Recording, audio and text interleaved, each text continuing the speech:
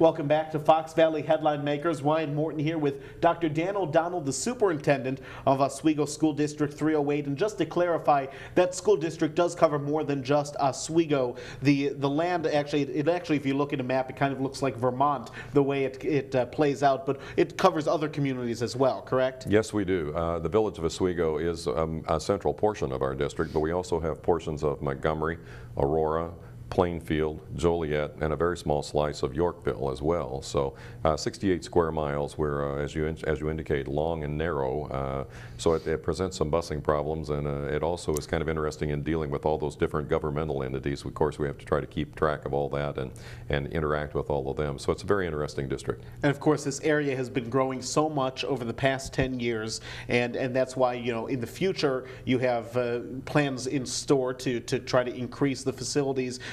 One more clarification before we get into these cuts.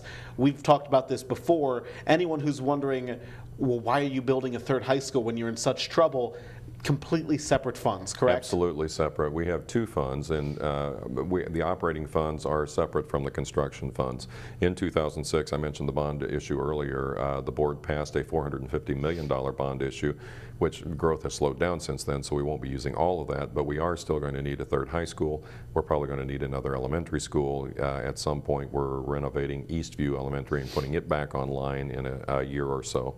So because we're growing, we continue to grow so rapidly. We grew 711 students last year.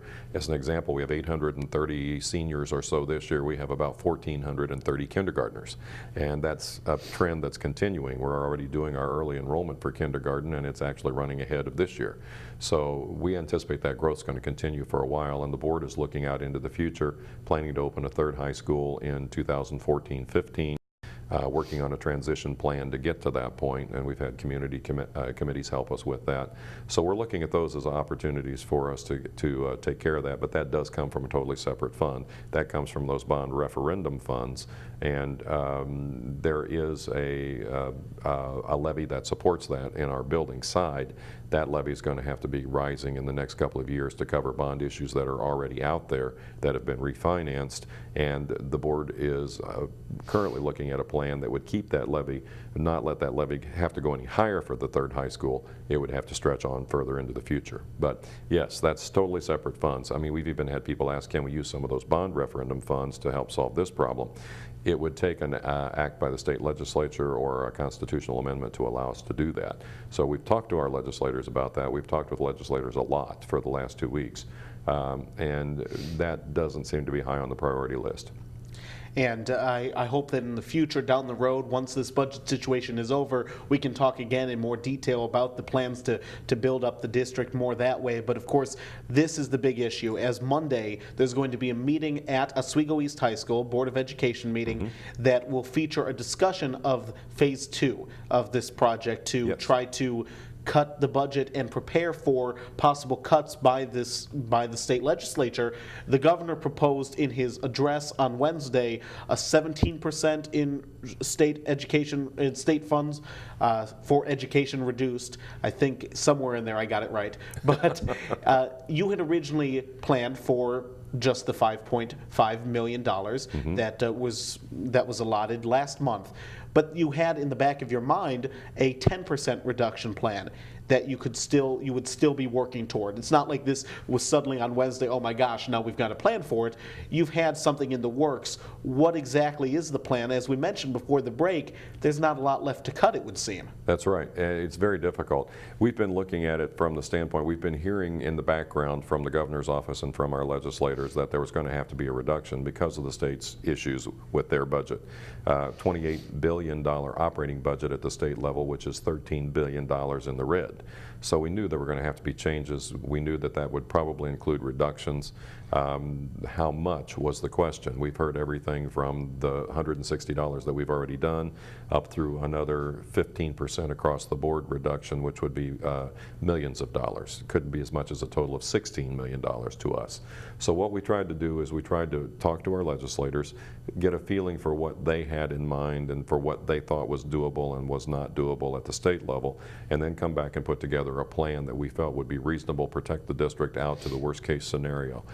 That's what we'll be starting on Monday night. That's what we're calling Phase 2. Many school districts in the area are doing the very same thing. We were just at a meeting of several local unit districts this week, and almost everybody's going through the same process we are.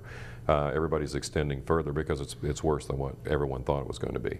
But we're looking at a plan. Monday night will be our board meeting where we will present the non-personnel part in open session, and then we go to executive session to talk about the personnel portion of this, because this obviously, as I said earlier, you have to get into personnel to generate much in the way of savings. This one is going to get even further into personnel. So we'll go in and talk about which personnel would be affected, what programs they work in, how they might be affected through either a transfer or a reduction in force. And then we'll get a feeling from the board, get direction from the board as to, yes, we're okay with doing this, but no, we don't want to do that. Then we as an administrative team will go back and finalize that plan. Wednesday of that week, we'll start communicating it internally to our staff so that they know what's going to happen first. We don't want them to have to hear about it on our show here, for instance. We want them to know firsthand that this is what the plan's going to be. Then we'll communicate it to the media and our public at large through our webpage and through press releases. And then on the 29th of March, we're going to have a special board meeting where we'll come back to Oswego East's auditorium and we'll lay the plan out, the whole plan out publicly for public comment, and then the board will address it in open session. And because we are required under Illinois law to let people know if they're going to be reduced in force by the first week in April, our non-tenured employees, we have to have a decision at that point in time. We have another board meeting scheduled for April 4th or 5th, whatever that Monday is. That next Monday, yes, yeah. And that's where we'll actually take the RIF action if a RIF action is required. And frankly, I think a RIF action probably will be required on this one because it's a large number. We're expanding out to at least, we have an option to go to $10.5 million more. We don't think we'll have to. That's the worst case scenario that's our worst case. if the state passes the 10% reduction, or would that be the 17%? If the state were to reduce everything across the board 10%, that would probably be close to that $10 million figure. Actually, it's closer to 11% to that 10.5. We don't think that's going to be that desperate. Governor Quinn's 17% is targeted throughout the budget. That to us is only $7.1 million. We're going to cover that for sure to make sure that we have that taken care of. We'll have additional plans that we can then extend out further if we need to. In our discussions with legislators, nobody wants to do that. Nobody wants to do that to education. Nobody wants to take that big a cut. And of course, the governor has also come out with a plan to raise revenue, targeting enough to education to hold us level at this year's amounts. So that's the best case scenario, that we would get the same money we got this year. The worst case scenario, that we lose an additional $10.5 million.